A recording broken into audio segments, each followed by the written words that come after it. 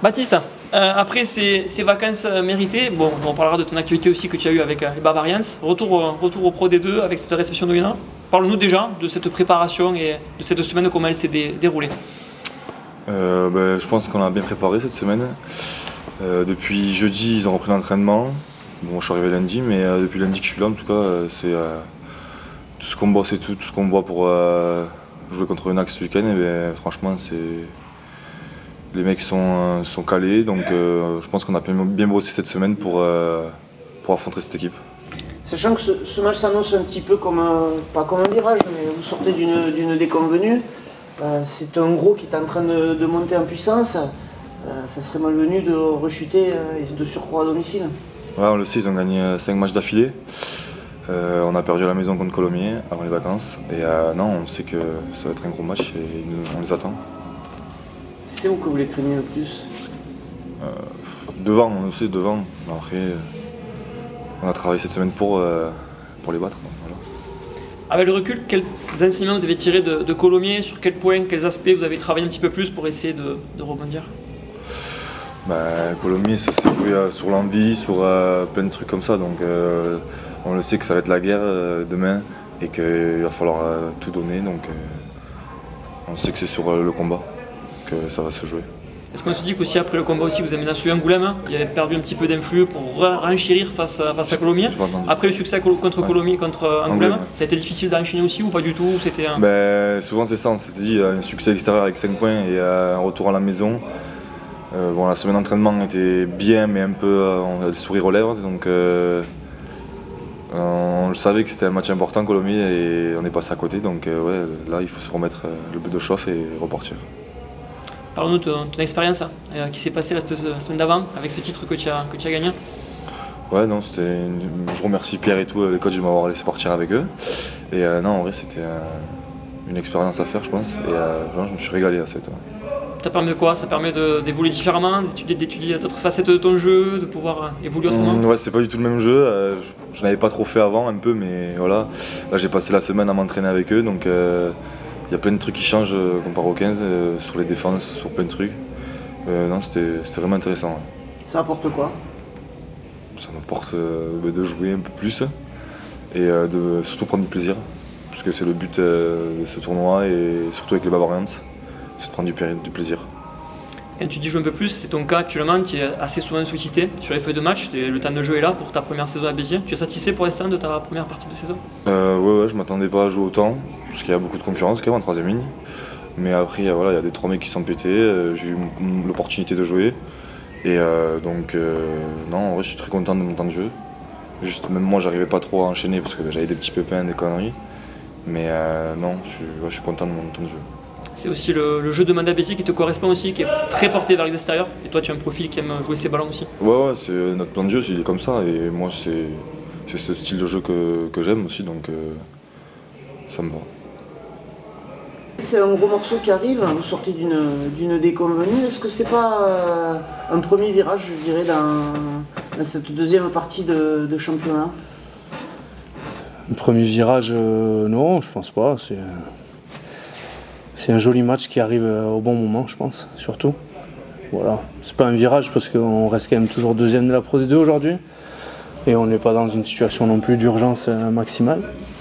Mais voilà, il arrive au bon moment parce que c'est un gros challenge qui nous attend. Et par rapport à la dernière déconvenue, il va falloir monter les curseurs pour faire un joli match. Qu'est-ce qui a été mis en place justement pour monter ce curseur et pas retomber dans les travers du dernier match? Ce qui a été mis en place, voilà, comme chaque semaine, on a quand même bien bossé. On joue face à Oyonnax qui est la première défense de Pro D2. Donc voilà, on a essayé de bosser comme toutes les semaines. On a surtout bossé, nous, le staff, sur les pourquoi du comment. Et on s'est quand même un peu rendu compte que sur les derniers matchs de bloc, en général, on passe un peu à côté. Mont-de-Marsan, c'était le cas. Colomiers, c'est le cas. C'est toujours les derniers matchs avant quelques jours de vacances. Donc voilà, on va essayer de changer 2-3 choses sur les prochains matchs de bloc, mais c'est pas aujourd'hui, c'est dans 5 semaines ou dans 4 semaines. Donc voilà, on a réfléchi surtout à ça.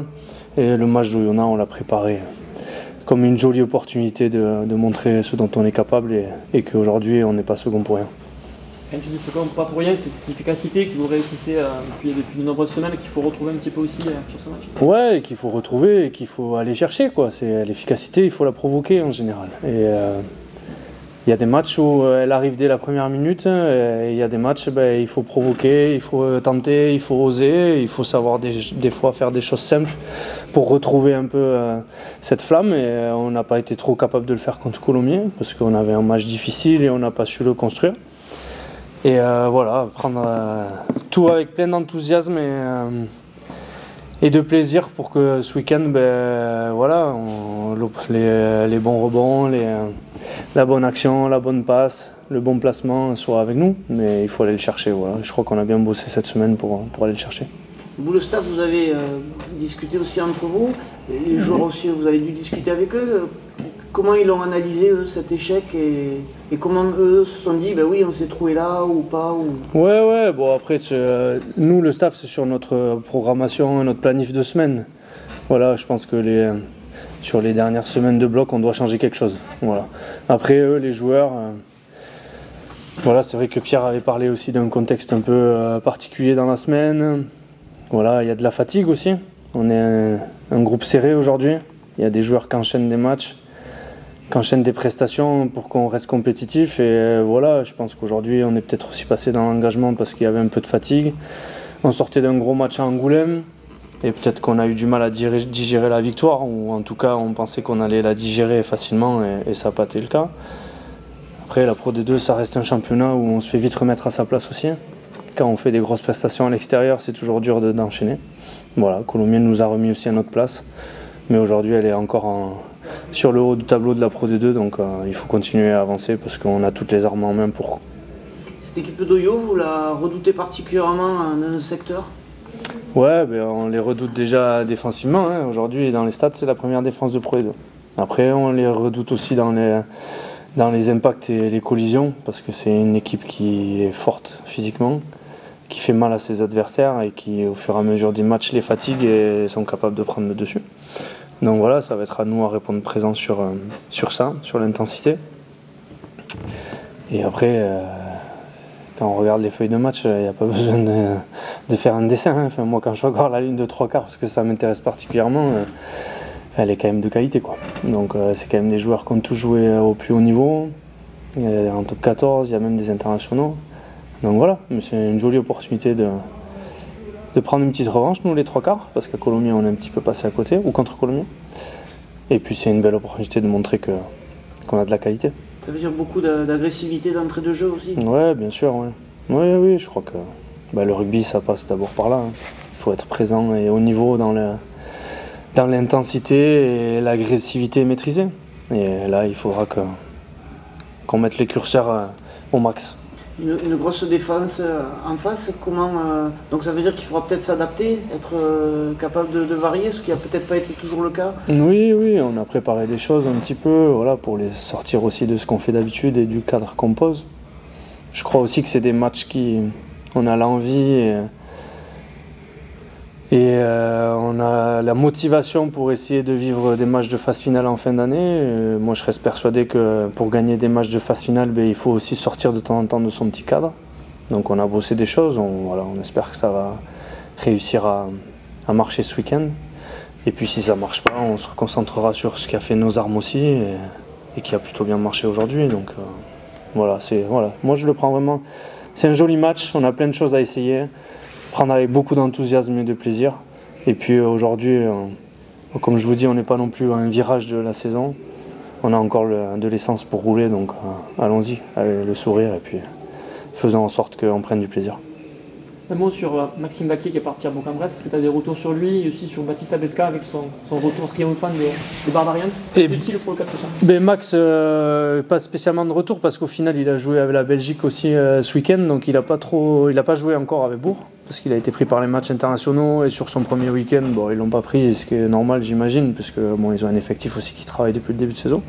Mais on le surveille, on est en contact avec l'analyse vidéo de Bourg qui nous transmet ses matchs quand il les jouera. Et Baptiste, c'était une jolie opportunité. Je pense que c'est un joli profil de 7. Et je pense qu'il a toutes les qualités physiques et techniques pour être performant sur ce sport. voilà, je crois qu'il s'est amusé et ils ont gagné en plus, donc c'est cool.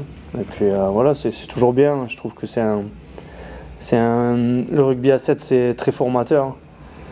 Nous, on a aussi une envie de mettre du mouvement dans notre rugby et je crois que le rugby à 7, c'est du mouvement, de la technique, des duels et aussi beaucoup de combats parce qu'il y a beaucoup de 1 contre 1 et le jeu au sol, c'est quelque chose qui doit être maîtrisé. Donc c'est top pour que les jeunes joueurs grandissent et Baptiste il répond à tout ça et je crois qu'ils en étaient plutôt satisfaits. Nous, on l'a regardé, mais plus en tant qu'amateur et fan de rugby à 7 que connaisseur, mais voilà, je pense qu'il s'est éclaté. Ouais.